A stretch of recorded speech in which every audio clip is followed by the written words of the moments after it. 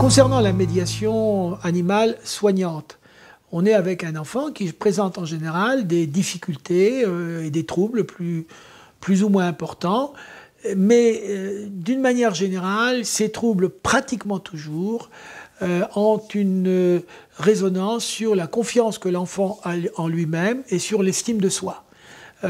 Et quand on a une mauvaise estime de soi, quand on n'a pas confiance en soi, on a très souvent des difficultés relationnelles, on appréhende le jugement des autres, on a le sentiment que les autres vont vous juger comme, soit comme on a été jugé, soit comme on imagine soi-même, on se juge soi-même.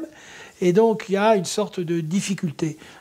Pratiquement dans toutes les pathologies psychiatriques et psychologiques, les enfants sont entravés dans leur liberté relationnelle. Eh bien, je dirais qu'un des premiers aspects soignants de la médiation animale, c'est que la médiation animale offre à l'enfant l'occasion d'une relation où il n'est pas jugé, où il n'est pas regardé avec des yeux interrogateurs, et où il peut s'approcher de cet être vivant avec une sorte de tranquillité et un sentiment de ne pas être jugé.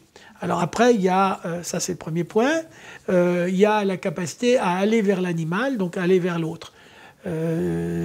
Beaucoup d'enfants ont cette angoisse, une forme de peur, peur de la morsure du chien, peur de la ruade du cheval ou peur de tomber.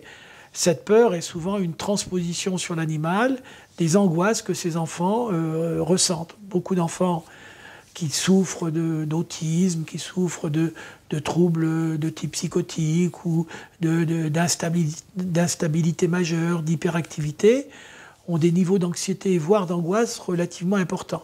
Donc souvent, ils ont une forme d'inquiétude à l'approche de l'animal. Le chien, c'est un peu comme le loup, c'est la gueule, c'est les crocs.